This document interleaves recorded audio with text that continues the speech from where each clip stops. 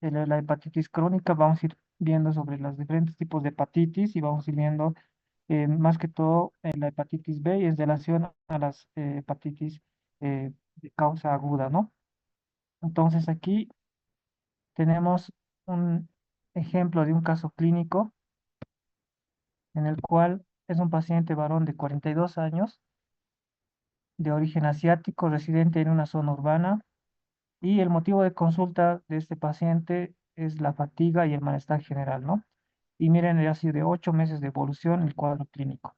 Antecedentes de ictericia neonatal se desconoce, no hay antecedentes de consumo de alcohol, ¿no? Significativo, y es asintomático hace un año, ¿no? Actualmente presenta episodios intermitentes de fatiga y anorexia. Ese ha sido el motivo de consulta, ¿no?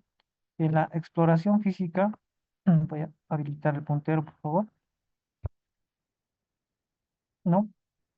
En la exploración física, el estado general está conservado, la piel es sin ictericia evidente, presencia de escasas arañas vasculares en tronco, abdomen en borde hepático palpable a 2 centímetros bajo el reborde costal, consistencia firme y no se palpa esplenomegalia ni detecta ascitis, ¿no? Dentro de los exámenes laboratoriales que se realizaron a este paciente, menciona, bueno, dentro de las transaminasas ambas están elevadas, pero la ALT está más elevada que la ACT, y eso vamos a ver que cuando es una infección aguda y crónica, recordando, ¿no? La bilirrubina total se mantiene levemente elevada, la fosfatasa alcalina normal, y la albúmina y el tiempo de protrombina está dentro de límites normales. Dentro de los marcadores serológicos y virales que se presenta con este paciente, el antígeno sérico, ¿no? El antígeno de superficie, hepatitis B, salió positivo, ¿no? Y el antígeno E, ¿no? Esta ha sido negativo, y los anticuerpos contra el antígeno E de la hepatitis B va a salir positivo, ¿no? Y las de aplicación mediante el PCR para detectar el DNA de la hepatitis B ha sido también incrementado y ha sido positivo.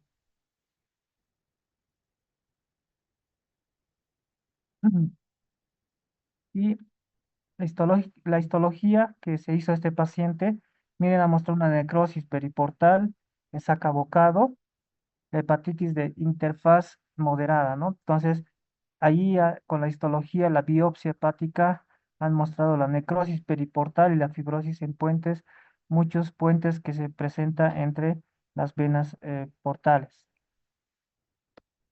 Y la puntuación que se le dio,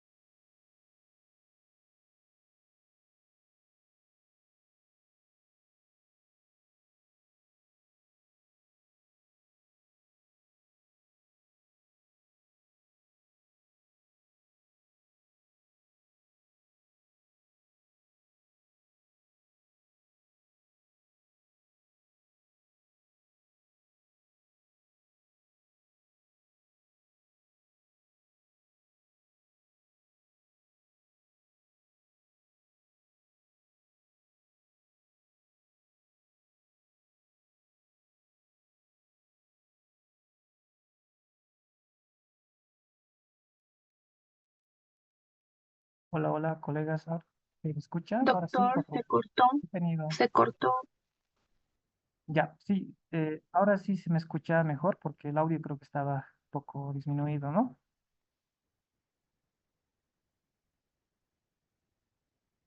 Ya, colegas, bueno, van a disculpar, el audio ha sido un poquito, hemos ido arreglando para que se Escucha va, bien, doctor. ahora sí, ¿no? Entonces, haciendo el resumen, ya para este caso clínico era el varón de 42 años, ¿no? De origen asiático, ¿no? Y el motivo de consulta ha sido la fatiga y el malestar general de 8 meses de evolución, ¿no?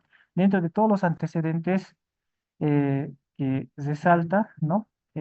No tiene ningún antecedente de consumo de alcohol, no hay antecedentes de ictericia neonatal y está asintomático hace un año. Solamente el motivo de consulta ha sido la fatiga y la anorexia, ¿no?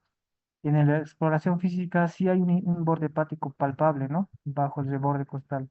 Firme, pero no hay tanto de esplenomegalia ni hepatomegalia. Dentro de los exámenes laboratoriales de este paciente de 42 años, ¿no? Miren que hay una elevación de las transaminasas. Entonces, sí hay un perfil hepático alterado, ¿no? Inflamatorio, ¿no? La ALT, ¿no? Está más elevado que la ACT, ¿no? La bilirrubina levemente elevado, no hay un patrón obstructivo, por eso la fosfatasa alcalina está normal, la albúmina y el tiempo de protonina está dentro de límites normales. Bueno, continuando con la serología, ¿no? Que aquí les presento, el antígeno de superficie de la hepatitis B sí salió positivo, ¿no? Y el antígeno E de la hepatitis B salió negativo. Y consistente a eso, los anticuerpos contra el antígeno E de la hepatitis B salió positivo y el DNA de la replicación viral de la hepatitis B también se incrementaba elevado. Sin embargo, el anticuerpo contra la hepatitis C ha dado negativo, ¿no? Y aquellos marcadores autoinmunes como el ANA y el anticuerpo contra mitocondrial del hepático ha salido negativo, ¿no? Entonces, todo este patrón vamos a ir viendo para que no se olviden y vamos a ir repasando dentro de unos momentos. La histología que se le da a ese paciente con la necrosis periportal en sacabocados y eso menciona como una hepatitis de interfaz moderada, ¿no? Y la fibrosis en puentes, ¿no? Que prácticamente tenemos que hablar de esta escala, ¿no? La puntuación de Metavir, que tiene dos escalas, ¿no? Dos subtipos, ¿no? Cuando hablamos de la escala de Metavir, hablamos del ABCD, bueno, de la letra A, haciendo hincapié al proceso inflamatorio, ¿no? Esto va del A0 hasta el A4, ¿no? En este caso está con un proceso inflamatorio moderado y la F representa el grado de la fibrosis de F, ¿no? Desde la F0, que es sin fibrosis, hasta la F4, que es ya prácticamente cisosis, ¿no? En este caso es F3. Entonces, ¿qué significa F3? Antes de la cisosis, ¿no? Donde ya se encuentran datos de puentes de fibrosis, ¿no? Entonces, F2, donde hay fibrosis moderada, y F1, donde hay fibrosis leve, ¿no? Entonces, la F te da la característica histopatológica en grado a la fibrosis y en la puntuación más alta es F4, que es la cistosis, ¿no? Entonces, eso déjalo bien en claro. En este caso, está en una fase precisótica, ¿no? Y el estado A2 con una inflamación moderada. Entonces, la puntuación Metavir respecto a este caso clínico, ¿no? Entonces, de ahí vamos a ir viendo que los diagnósticos diferenciales, ¿no? Aquí nos planteamos, ¿no? Por ejemplo, aquí una hepatitis B crónica sin el antígeno E de la hepatitis B, ¿no? Y eso es lo que veíamos, ¿no? Que el antígeno E en este caso era negativo, pero sí el antígeno de superficie de la hepatitis B era positivo. Entonces, en el diagnóstico principal, dado que el DNA está detectable, la ALT también está elevado y la biopsia con actividad, a pesar de que hay un antígeno E de la hepatitis B negativo, entonces nos da este diagnóstico de una hepatitis B crónica sin el antígeno E de la hepatitis B, ¿no? Entonces, estos antígenos, doctores, recordemos en este perfil que les muestro en la pantalla, recordaremos que el antígeno de superficie de la hepatitis B, ¿qué nos representa? Nos representa prácticamente el marcador de la presencia, ¿no? De la actividad de la hepatitis B y el antígeno E nos marca la replicación, ¿no? Serológica del virus de la hepatitis B. Entonces, hay una fase de replicación y hay una parte de actividad, ¿no? Y para esto, el DNA, que es prácticamente por medio de la PCR se detecta el DNA de la hepatitis B, ¿no? Entonces, con estos tres datos podemos saber si hay la presencia de este virus, cuán replicable está, ¿no? Pero miren que aquí las replicaciones salen negativo y el DNA que nos confirma el incremento de la hepatitis, del virus de la hepatitis B, ¿no? Entonces, hasta allí tendríamos un diagnóstico diferencial de una hepatitis B crónica, pero sin elevación del antígeno de la hepatitis B, ¿no? hepatitis autoinmune, sí, pero lo descartamos con la negatividad de estos dos autoanticuerpos, ¿no? El marcador de la ANA, ¿no? El antígeno o del mitocondrial del músculo o de los marcadores hepáticos y la presencia de marcadores virales, ¿no? Entonces descartamos una hepatitis autoinmune, ¿no? Y la hepatitis C crónica descartada por la serología que mencionaba y la hepatitis B crónica que puede, en caso de superinfección, debe considerarse en pacientes con hepatitis B positivo, aunque el cuadro compatible es una reacción de una hepatitis B también solo, ¿no? Entonces, el diagnóstico definitivo de este paciente que ingresó solamente el motivo de consulta y la fatiga, ¿no? Ha sido una hepatitis B crónica, pero en este caso sin el antígeno de la hepatitis B, ¿no? Entonces, ¿qué nos representaba esto? La replicación, ¿no? Entonces, esta representa una variedad mutante del promotor central y prenuclear. O sea, es una variante de la hepatitis B crónica, pero sin el antígeno de la hepatitis B. ¿En qué estadio hemos dicho de la F3? La F3 de qué se caracterizaba? Es una fase precisótica, ¿no? F4 de esta escala de Metavir nos relacionaba a cisosis, ¿no? Entonces, está en una etapa precisótica y el tratamiento que se le indicó a este paciente, se inició el tratamiento con análogos de los nucleócidos, ¿no? De primera línea por vía oral, el tenofovir y el eteravir. ¿Por qué no la lamivudina? Vamos a ir mencionando esto adelante por el incremento de la resistencia que presenta, ¿no? La justificación, ¿no? De esto, el paciente presenta replicación activa, ¿no? Daño histológico significativo, F3, ¿no? Y riesgo de progresar a cistosis. Dado que es negativo para el antígeno E de replicación, el tratamiento probablemente sea de largo plazo e indefinido, ¿no? Entonces, miren que el daño histológico respecto a la escala Metavir y al daño histológico, ¿no? Se tiene que hacer el tratamiento. Entonces, con todo este preámbulo, vamos a ir respondiendo a estas preguntas, ¿no? Por ejemplo, ¿por qué este paciente tenía negativo el antígeno E y la hepatitis B, pero tenía un DNA viral elevado, ¿no? Si hemos mencionado que este marcador del antígeno E para la hepatitis B es el que te da la replicación, ¿no? Entonces, ¿cómo podemos indicar eso, aquello? Debido a que aquí hay mutaciones en las regiones prenucleares o del promotor central del genoma del virus que impide la producción del antígeno E de la hepatitis B, pero permiten la replicación viral. Entonces, esto es una mutación en las regiones prenucleares. Debido a esta mutación, entonces, no siempre se tiene que buscar el diagnóstico certero con el antígeno E, ¿no? Puede haber una mutación. Lo que sí representa es un DNA viral elevado. Y la segunda pregunta es, ¿qué define que la hepatitis del paciente sea crónica? ¿Cómo podemos decir que es una hepatitis crónica, ¿no? La persistencia de la inflamación y necrosis hepática durante más de 6 meses. El cuadro clínico ya era de varios meses, 18 meses, ¿no? Y obviamente son síntomas inespecíficos, ¿no? ¿No? Generales, pero a esto ya la persistencia de la inflamación y la necrosis por más de 6 meses se le define como una hepatitis crónica. En la escala Metavir, ¿qué significaba puntaje F3? Hemos dicho, ¿no? F0, obviamente sin datos de ningún tipo de fibrosis. F1, donde hay una fibrosis leve portal. F2, una fibrosis moderada, periportal.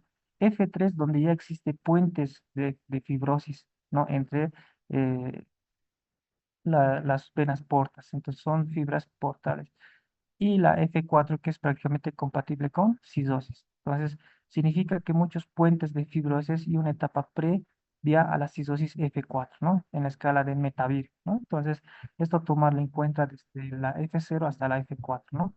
¿Cuál es el factor de riesgo más importante porque este paciente desarrolle hepatocarcinoma?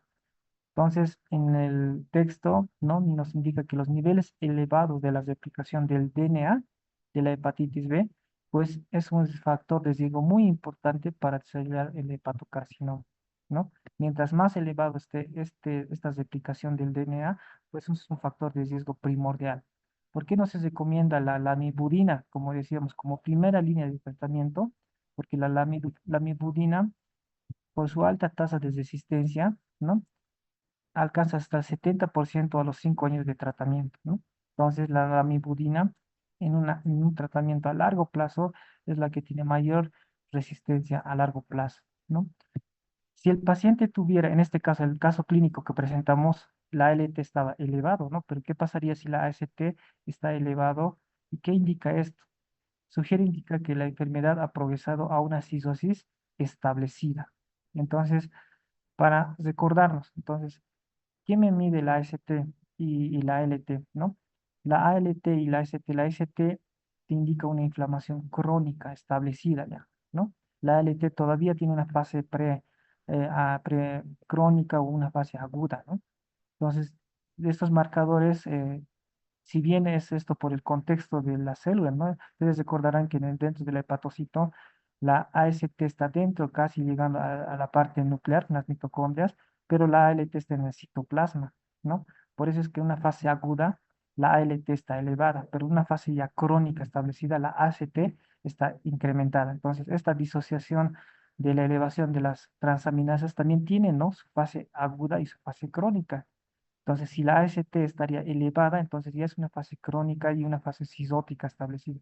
Pero si encontramos un patrón que hay una elevación de la LT más que la AST, es una fase aguda, ¿no? Entonces, en ese sentido, recordando sobre hablar si es una etapa aguda o una fase crónica, ¿no? Respecto a eso. ¿Qué hallazgos histológicos define la hepatitis de interfaz, que también está en la literatura, ¿no? La rotura de la placa limitante de los hepatocitos periportales por células inflamatorias, o sea, la necrosis en sacabocados. Entonces, no, aquí puede ser qué características o qué tipo de hepatitis tiene la característica de una necrosis en sacabocados, pues la hepatitis de interfaz, ¿no? Esta es una definición histológica, ¿no? Por la rotura de placas limitantes dentro de los hepatocitos. Entonces, esa es otra característica que menciona, ¿no? ¿Se puede suspender el tratamiento una vez que el DNA sea indetectable? No, el DNA, ¿no? No es un marcador de tiro del tratamiento, ¿no? Y peor si estos son sin el antígeno E de la hepatitis B, ya que la reactivación es casi invariable al suspender el fármaco. El tratamiento suele ser indefinido para este tipo de variantes, ¿no? ¿Qué examen no invasivo podríamos usar asistiendo a la biopsia? Pues la elastografía hepática, que es el tratamiento, el segundo tratamiento, o bueno, el segundo examen no invasivo, que es de mayor relevancia. ¿Cuál es el objetivo principal del tratamiento en este caso? Suprimir en este caso la replicación del DNA y de forma permanente para reducir de que el riesgo de cirrosis, ¿no? Y obviamente evitar que vaya a una fase F4, ¿no? Y la descompensación y llegar a un carcinoma hepatocelular. Entonces, con todo esto, no tenemos que definir que la hepatitis crónica es un conjunto de trastornos hepáticos caracterizado por inflamación y necrosis por más de 6 meses, ¿no? Entonces, aquí está definido por inflamación, cambios patológicos y el tiempo mayor a 6 meses. La gravedad varía desde formas leves, ¿no? Que puede ir desde A0 a A3, ¿no? Ya según la escala de Metavir, y no progresiva hasta las lesiones graves que culminan en cirrosis. Entonces, la clasificación puede ser moderada, se basa en la etiología. Las principales categorías que pueden ser estas pueden ser de causa viral, ¿no? Causada por la hepatitis B, ¿no? La C y la D, y la hepatitis A y la E son agudas, ¿no? Y no cronifican, salvo raras excepciones en inmunodeprimidos, la A y la E, ¿no? Entonces, las hepatitis de tipo A y E obviamente son sintomáticas, ¿no? Un tratamiento sintomático. Y es ahí donde, por ejemplo, el mecanismo es más agudo que las hepatitis B y C, ¿no? ¿Cuál de estas, por ejemplo, de estas relacionadas, la D y la B son las que van conjuntamente, ¿no? Como hermanos primos y en comparación a la C? Y otro tipo de hepatitis, las autoinmunitarias, ¿no? Que hay subtipos del 1 a la 3 y según los marcadores serológicos al cual se van representando. Así también menciona las inducidas por fármacos relacionadas con la toxicidad y otras asociadas a trastornos metabólicos hereditarios y como la enfermedad de Wilson, ¿no? O el hígado graso, que lo vamos a ver más después. Entonces, el grado de la actividad necroinflamatoria mide la intensidad de la inflamación y la necrosis hepatocelular en la biopsia, ¿no? La característica clave que acá juega es la necrosis periportal, ¿no? Una hepatitis de interfaz que hemos mencionado, ¿no? Las roturas de la placa limitante entre hepatocito y hepatocito, ¿no? Entonces, esta necrosis con puentes enlaza entre estructuras vasculares un signo de mayor gravedad y la inflamación portal y la necrosis focal. Entonces, el sistema de puntuación, ¿no? Esta es la que quisiera que se mantenga, ¿no? Que hemos mencionado, según el grado de fibrosis, ¿no? Manteniendo la puntuación de Metavir o la escala de High, de la puntuación de High, miren, que en la parte de la cirrosis le pone el puntaje alto de F4, para la puntuación de High es el F5 o F6. Estas son características patológicas, ¿no? Un corte histopatológico para identificar en qué grado de fibrosis se encuentra, ¿no? Entonces, tomar muy en cuenta esto, ¿no? Que puede ser una pregunta capciosa dentro de la escala Metavir y la puntuación de High. El estadio del avance de la fibrosis, ¿no? El concepto refleja el grado de avance de la enfermedad medido por la cantidad de cicatrización. La progresión, la fibrosis extensa que altera la arquitectura normal del hígado y los sistemas de puntuación que se debe de enlazar, ¿no? En relación a el grado de la fibrosis.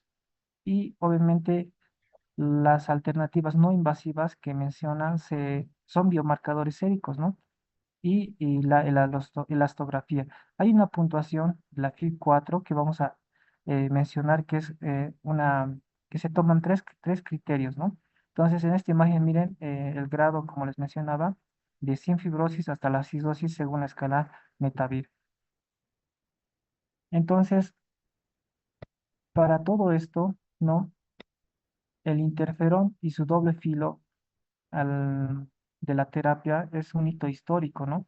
El interferón alfa fue el primer fármaco aprobado en 1992.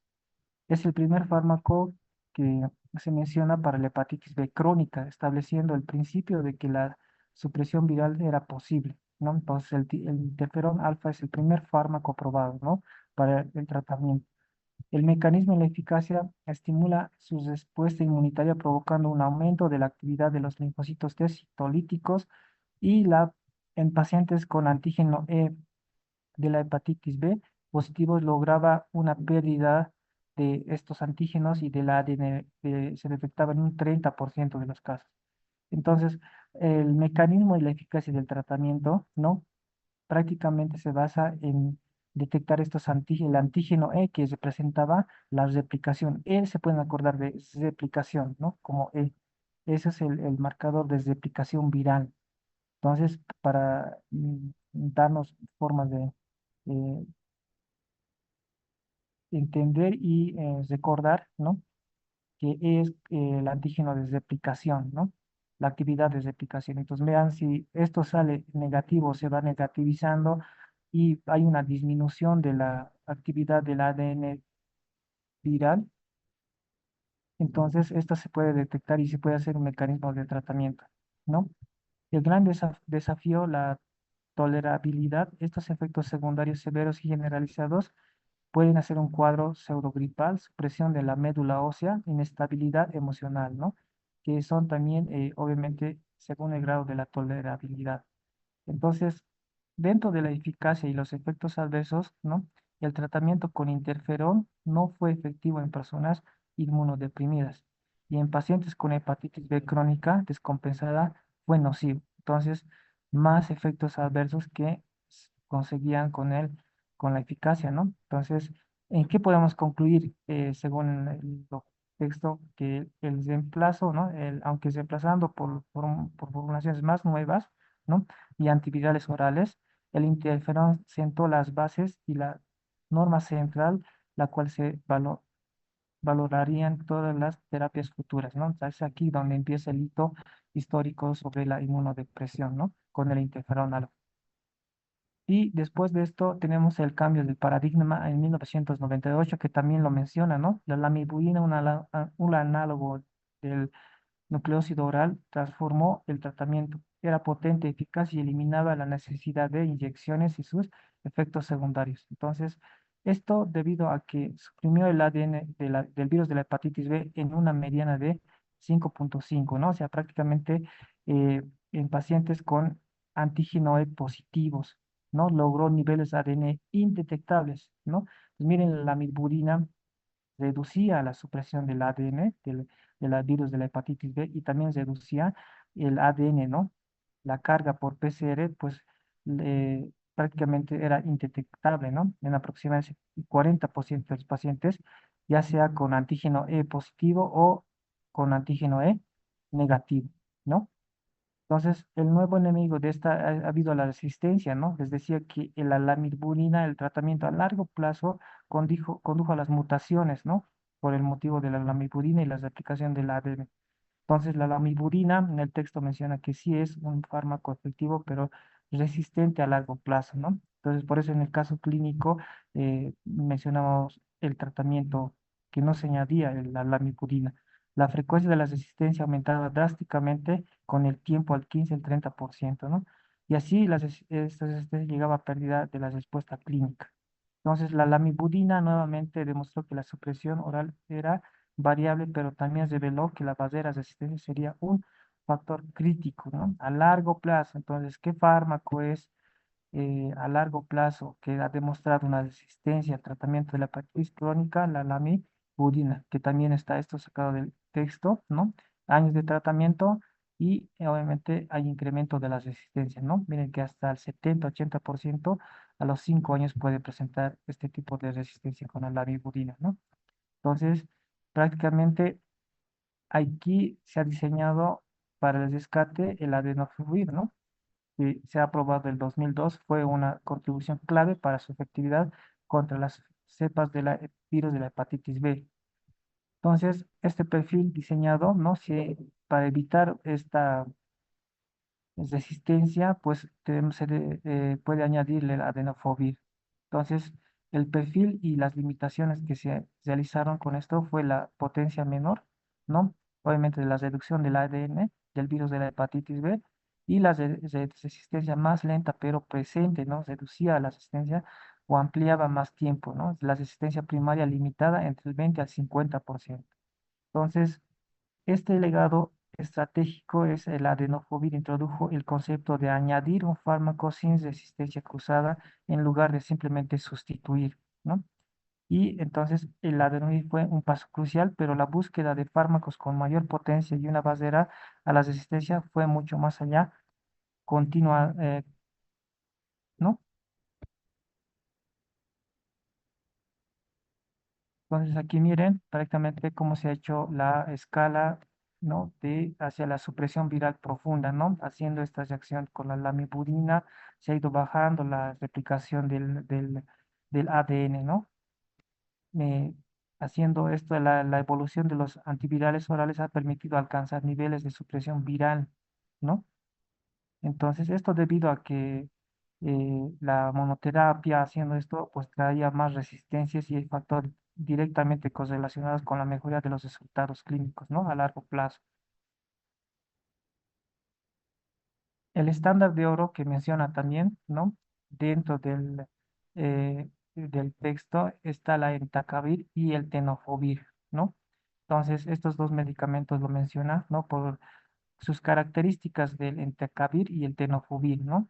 Que tienen, por ejemplo, el tenofovir es el más potente de los antivirales con una supresión media de ADN del virus de la hepatitis 6,9, ¿no? Reduce en gran cantidad el virus de la hepatitis, la replicación viral mediante el ADN. ¿Cómo va con la resistencia?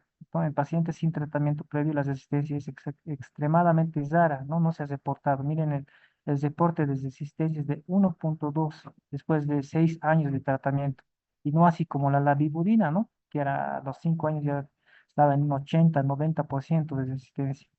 Y la precaución de esta no es la opción preferible en pacientes con respuesta previa a la lamivudina, debido a un mayor riesgo de desarrollar resistencia, ¿no? Entonces, con resistencia a la lamivudina no es el medicamento para continuar con el entacavir, ¿no? ¿Y cómo va el tenofovir, ¿no? Su potencia igual de -6,2, ¿no? Muy activo contra las cepas resistentes. También suprime el ADN, ¿no? ¿Y cómo va con la resistencia? Tampoco se ha registrado ningún caso de resistencia en estudios de hasta 8 años.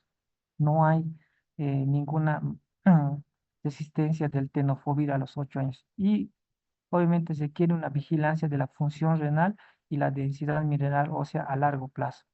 Entonces, ¿cuál es el medicamento o antiviral que todavía no se ha demostrado resistencia?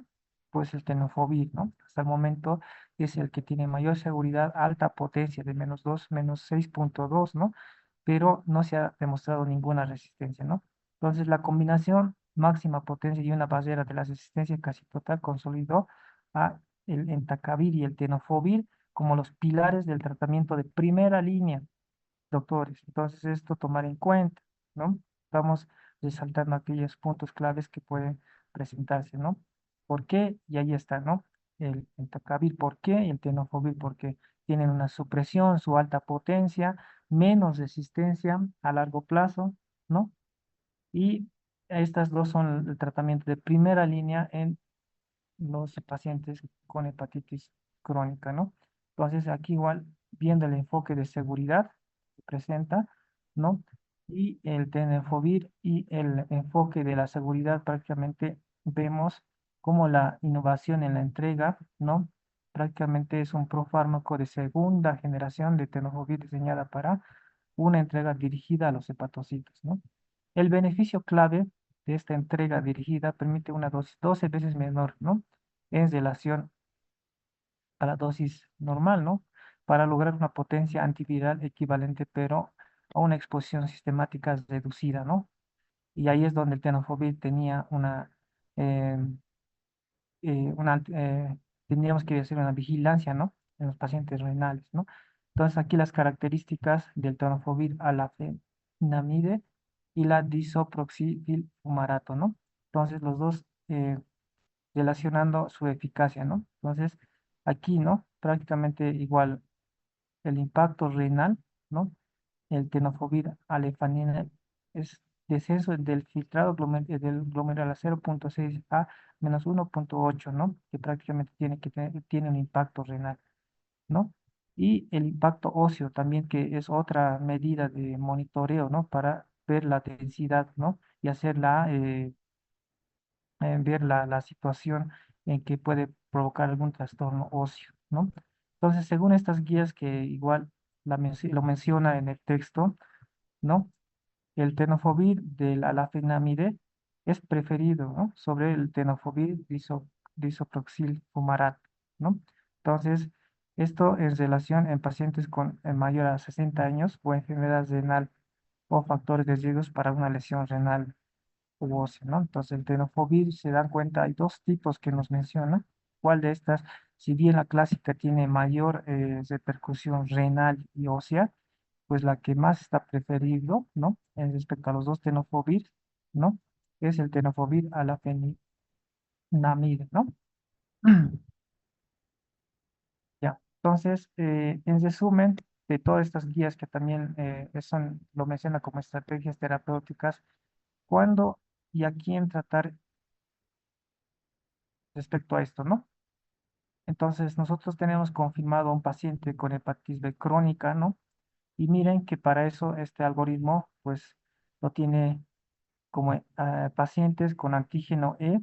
La E de qué era, colegas, de replicación viral. Eso quiere mencionar si hay una actividad de replicación viral, ¿no? Positivos, pero también no todo eso nos descarta la hepatitis B. Puede haber mutaciones, como en el caso que hemos ingresado y hemos indicado, ¿no? Que ese paciente tenía antígeno E del virus de la hepatitis B negativo, o pacientes con cirrosis establecida. Entonces, estos pacientes positivos, ¿no? El tratamiento, ¿no? Será si el ADN del virus de la hepatitis B está por encima de 2 por 10 a la 4, ¿no? Y que tenga un ALT, que hemos dicho que el ALT es una fase aguda, por encima del límite superior normal, ¿no? Entonces, tenemos estos criterios. Si tiene el ADN mayor a 2, ¿no? Vemos aquí el criterio de la replicación del ADN, ¿no? Y también que tiene que ver un ALT elevado, un marcador de una fase aguda, ¿no? Mayor a 2 veces del valor normal, ¿no? Del límite normal. Entonces, aquí sí se puede dar el tratamiento con este margen de estos criterios, ¿no? Se dan cuenta, prácticamente se toman tres. Se toma el antígeno E de superficie, digo el antígeno E de la hepatitis, y vemos la replicación viral del ADN más el marcador de la ALT, ¿no? Pero, ¿cuándo debo observar no dar tratamiento? Si la ALT es normal, ¿no? Si la LT no está por encima de 2 veces del límite superior normal, entonces prácticamente está en una fase de inmunotolerancia, ¿no? Entonces, ¿qué dice aquí? Considerar el tratamiento si es mayor a 40 años y hay una fibrosis significativa o una historia familiar de alguna cirrosis o una hepatocarcinoma, ¿no? Entonces, ahí te dice bien claro, y aquí los criterios que nos mencionan directamente es ver ADN, replicación viral y ALT, ¿no? Entonces, esos dos criterios nos tienen para ver si es que iniciamos tratamiento o solamente observamos. ¿En qué pacientes? En los pacientes con el antígeno E y la hepatitis viral positivos. Cuando hay esta mutación, ¿no? Que es el caso clínico, ¿no? El antígeno E del virus de la hepatitis B era negativo. Entonces, ¿qué debo de hacer? Identificar si voy a tratar si el ADN viral está por encima de 2 elevado a la 10 a la 3, ¿no? Y el ALT tiene que estar elevado 2 veces del valor normal, ¿no? Es por eso que en el caso clínico, pues hemos ingresado a darle el tratamiento, ¿no? Con tenofovir.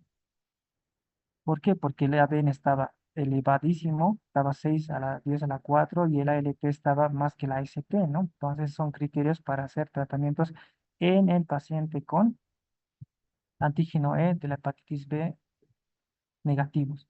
Y considerar biopsia, ¿no? Si el ALT está entre 1,2 a 2 del límite que no esté muy elevado, pero especialmente si hay fibrosis significativa, ¿no? Entonces aquí te dice, primero hazle biopsia. Si hay fibrosis y el ALT está elevado, pues considerar, ¿no? Y por último, los pacientes con cirrosis establecida, tenemos que ver el ADN. Aquí el marcador de la replicación por PCR del ADN es muy importante, ¿no? Tratar si está elevado por 2 a la 10 a la 3 y obviamente independientemente de los niveles de la ALT, ¿no? Independientemente, obviamente, porque aquí ya está en una fase crónica, ¿no? Ya hemos dicho que la ALT es una fase aguda, ¿no? Precrónica, pero aquí la AST va a estar elevadísimo, ¿no? Y la descompensada trata si la ADN del virus de la hepatitis B es detectable a cualquier nivel, ¿no? Entonces aquí juega un papel muy fundamental la replicación, ¿no? Entonces la regla general, no se trata a los pacientes inactivos, ¿no? Entonces el virus, la replicación, ¿no? Del virus de la hepatitis B está por debajo de 10 a la 3, ¿no? Entonces, y el ALT persistentemente normal, pues no se trata a estos pacientes inactivos. ¿Cómo lo defino? Inactivos, ALT normal y el virus el PCR del ADN que esté por debajo de 10 a la 3, ¿no? Entonces, esos son dos criterios como una regla general que nos menciona el texto para el tratamiento. ¿Ya? Entonces, también tenemos que dar en cuenta, sacando estos puntos claves, el manejo en poblaciones especiales, ¿no? ¿Qué pasa en un embarazo? ¿Qué pasa con el VIH, la inmunodepresión en los pacientes con trasplante hepático, ¿no?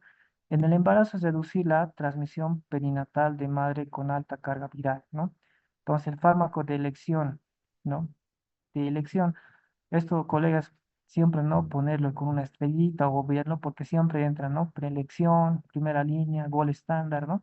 Y el tenofovir es el preferente por su perfil de seguridad como categoría B, ¿no? Dentro del tratamiento en el embarazo. Y obviamente evitar interferones por propiedades obviamente antiproliferativas, ¿no? Que obviamente es una contraindicación, ¿no? Pero la de primera línea, el tenofovir en el embarazo. En una coinfección VIH, ¿no? Entonces, el régimen antirretroviral debe incluir dos fármacos con actividad contra el virus de la hepatitis B, ¿no? Entonces, ¿cuál es este régimen ideal? Una combinación que incluya que tenofovir más emtricitabina, ¿no? Entonces, el tenofovir apropiado más tiene que estar incluido al régimen antiviral del virus del VIH, ¿no?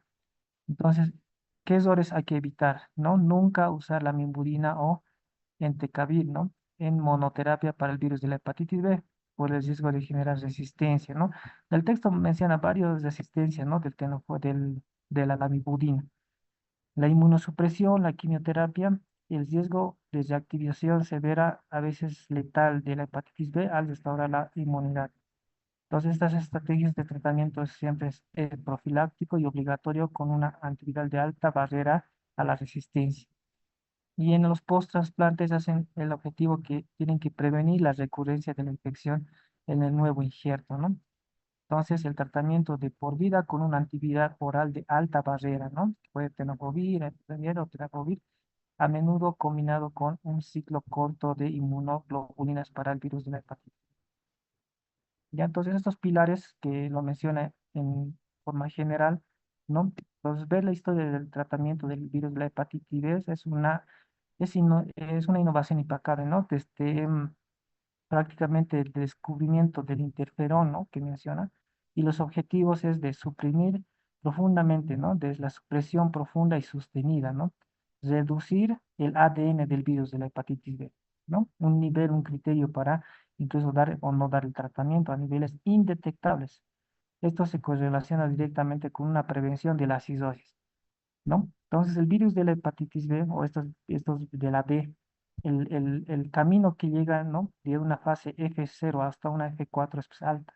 Y lo que se quiere es reducir este inmunosuprimir o de reducir esta replicación, ¿no? Entonces, la meta es reducir el ADN del virus de la hepatitis B, ¿no? Entonces, esto se correlaciona directamente con la prevención de la cirrosis, ¿no? Y obviamente la descompensación y obviamente llegar a un carcinoma hepatocelular. Y la alta barrera de resistencia no es negociable, ¿no? Ya hemos mencionado que los fármacos de primera línea, ¿no? El etacavir y el tenofovir han minimizado la aparición de resistencia, ¿no? El principal obstáculo de las terapias tempranas permitiendo un control virológico duradero. La terapia se personaliza y se optimiza continuamente, ¿no? La decisión se basa en guías claras y se adoptan a poblaciones especiales. Hemos visto en el embarazo, paciente con VIH, pacientes post-transplantados, ¿no? Y obviamente el tenofovir que optimiza la seguridad a largo plazo sin sacrificar la eficacia, ¿no? Y de estos tenofovir ya hemos dicho cuáles se puede utilizar en el renal y, y cuál no, ¿no? Entonces, doctores, ahora sí vamos a participar. Les voy a pasar banco de preguntas y bueno, vamos a ir porque tenemos eh, un tema más que dar el día de hoy, que es la hepatitis grasa o la esteatohepatitis. Pero a ver, vamos siguiendo con estas preguntas sobre este tema, ¿ya? Entonces, nuevamente igual, vamos participando en el chat y vayamos respondiendo. ¿Cuál de las siguientes afirmaciones define correctamente la cronicidad en la hepatitis según los criterios clínicos establecidos? Vayamos participando, por favor, en el chat, vayan poniendo el inciso correcto. Y después de eso vamos a estar dando la respuesta y la justificación.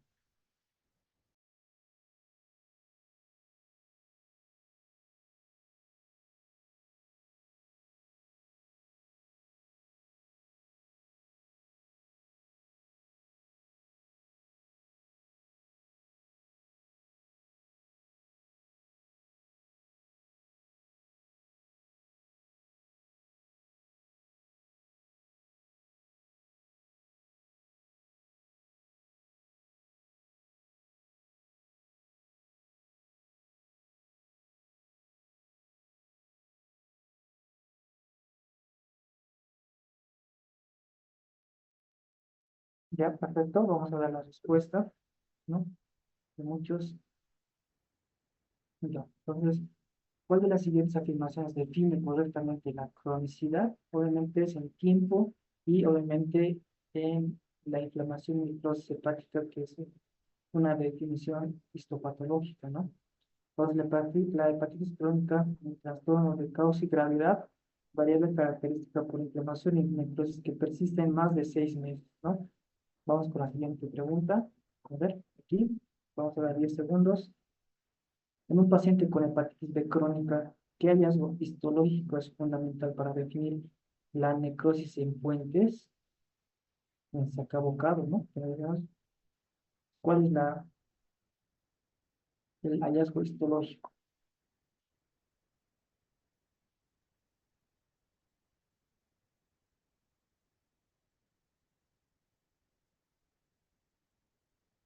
Vamos participando, colegas. Ya,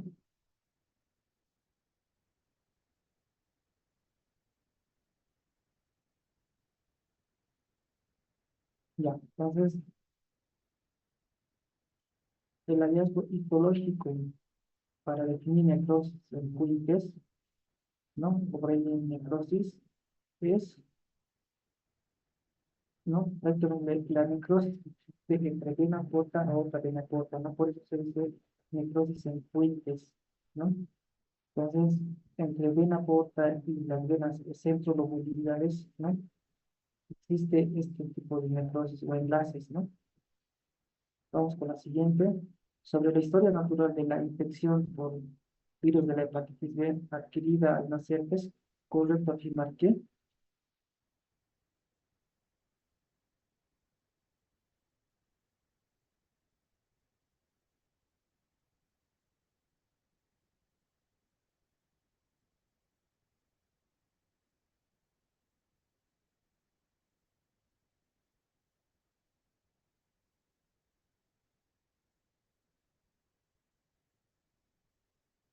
Ya, existe una alta probabilidad, ¿no? De transformación en una infección crónica, ¿no? Entonces, mientras que la infección en adultos, ¿no? Jóvenes, ¿no? Es aguda y solo el 1% vuelve a la cronicidad. La infección adquirida al nacer tiene un riesgo de cronicidad del 90%, ¿no? ¿Cuál es el principal o la principal diferencia en el manejo de la hepatitis B crónica o en el STIN, el antígeno E, como mencionaron en el algoritmo, ¿no?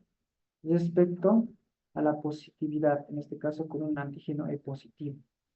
¿Cuál es la diferencia en el manejo? ¿Qué es lo que lo diferencia uno de otro?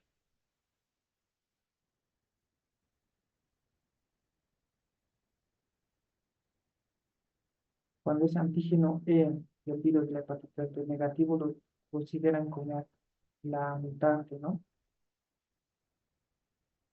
Porque hemos mencionado que el antígeno E es el marcador que te da la replicación de algo. A ver, vayamos participando, colegas.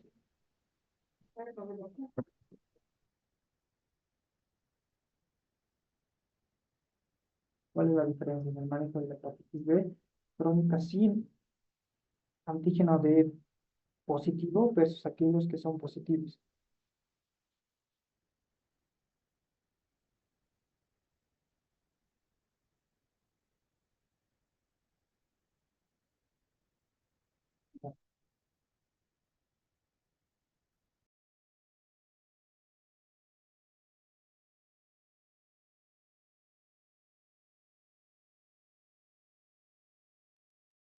Ya.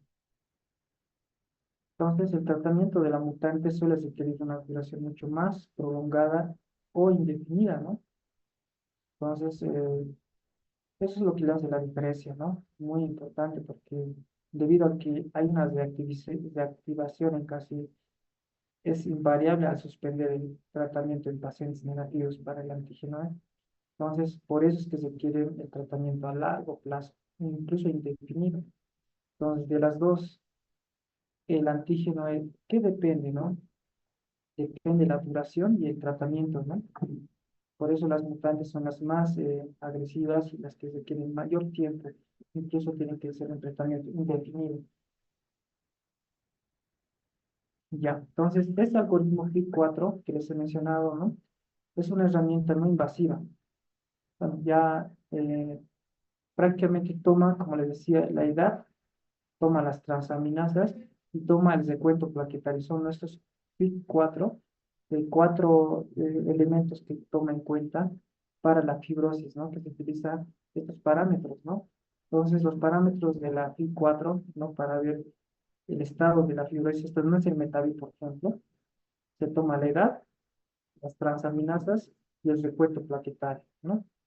Entonces, es muy tomar en cuenta respecto a este tema, ¿no? Sobre la fibrosis. Vamos a la siguiente pregunta. En la hepatitis B crónica, ¿qué marcador se asoció con la fase de replicación relativa?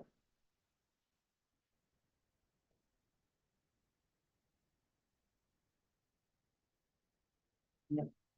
Sobre la replicación relativa, está la presencia de antígeno, ¿no? Y DNA, ¿no? Por encima de 10 elevado a 3, ¿no?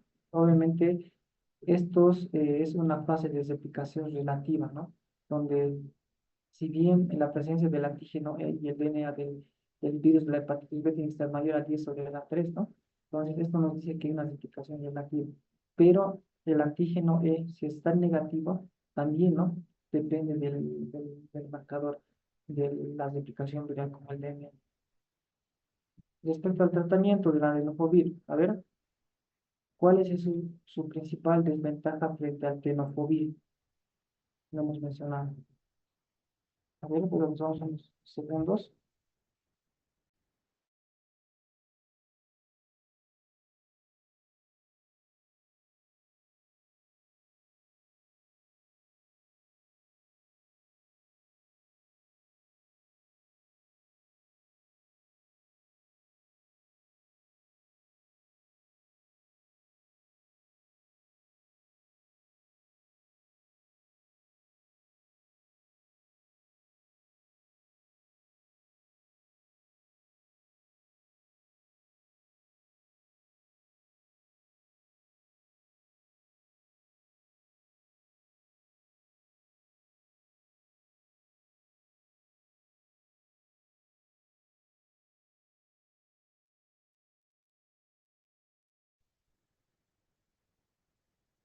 Ya, entonces la diferencia en el tratamiento es la menor potencia y mayor tasa de resistencia a largo plazo.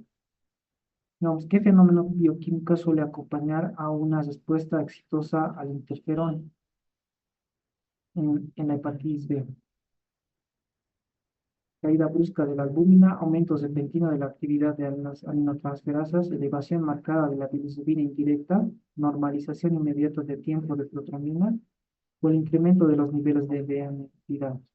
¿Qué fenómeno bioquímico acompaña una respuesta exitosa al interferón o a la seroconversión? Cuando decimos sí existe un tratamiento exitoso, una respuesta exitosa al tratamiento.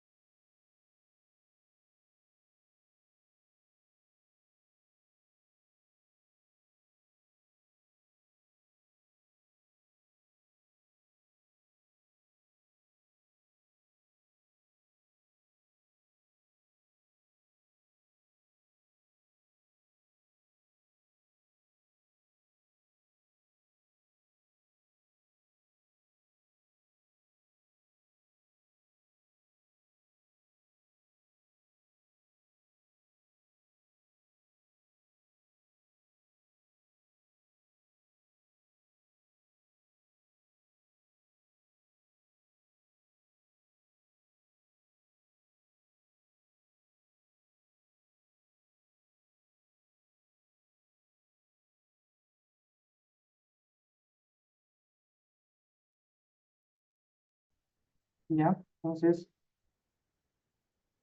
el fenómeno bioquímico siempre va a ser el aumento repentino de la actividad de las aminotransferasas, ¿no? Que es el que nos mencionaba aquel criterio, ¿no?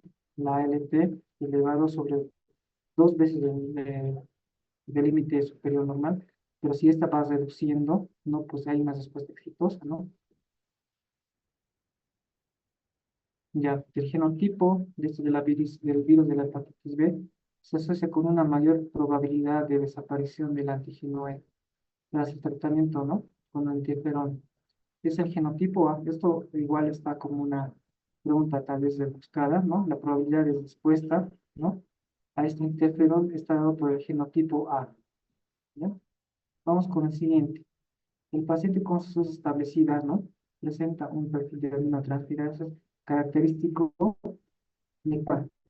¿Cómo es el perfil de las aminotransferasas en un paciente ya establecido con el virus de la hepatitis B? ¿Cómo están las transaminasas? Vamos a ver unos cuantos segundos.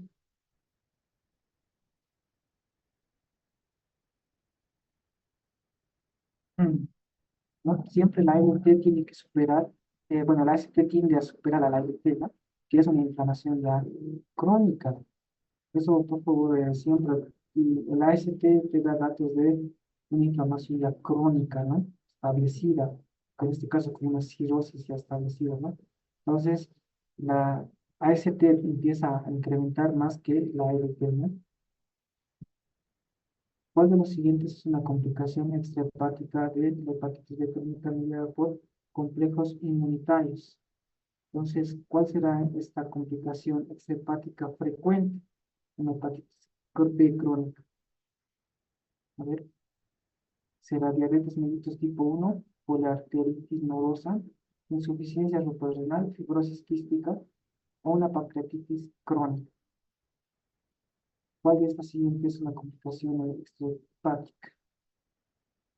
Y obviamente esta es una enfermedad autoinmune, ¿no? Está mediado por complejos inmunitarios.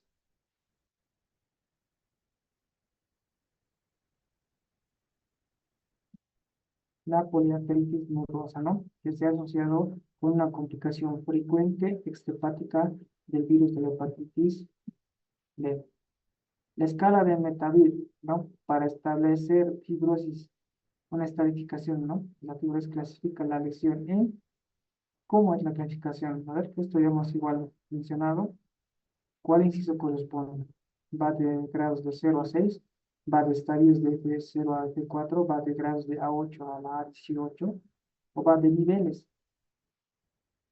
A ver, vamos a daros unos segundos, colegas. O va de cómo lo clasifica el Metavir. Sabemos que la clasificación del Metavir es para una estratificación de la fibrosis, ¿no? A ver, voy a estar viendo sus respuestas. Habrá algunos que dicen C.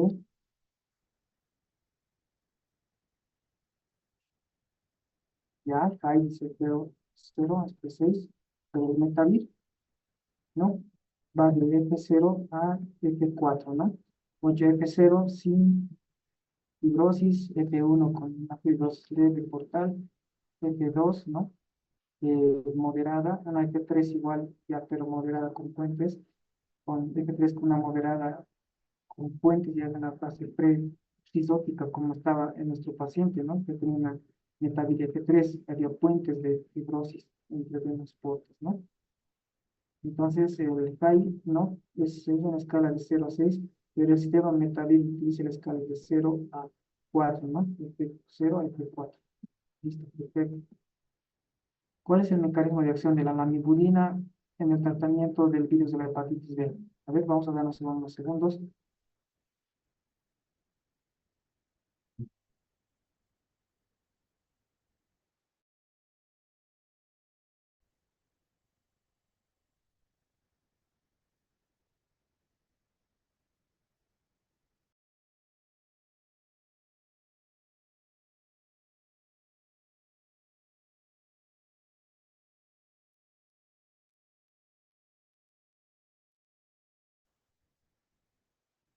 Ya, inhibidor de la actividad de la transcriptasa inversa.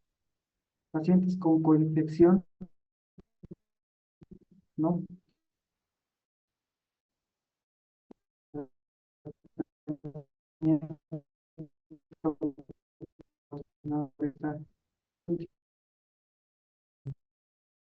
¿No? Se enfocaba, era induce rápidamente una influencia, ¿no? Por eso es que la nifurina, ¿no? Ante la aquellas dosis se les acabó, claro, la ruptura de la